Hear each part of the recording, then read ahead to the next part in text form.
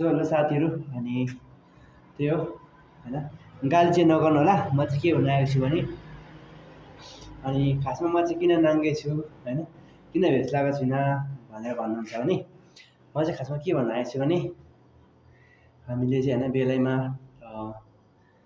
आफ्नो शरीरलाई मेन्टेन गर्नु सिक्नुपर्छ। अनि खानेकुराहरूमा एकदमै ध्यान दिनुपर्छ।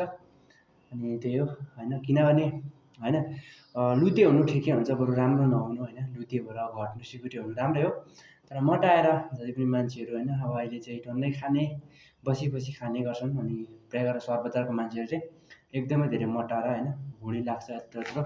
त्यस पछाडि चाहिँ जिम जान्छ, अनि खर्चै खर्च होइन, जिममा पनि खर्च, अनि आफूले पनि सस्ता हुन्छ।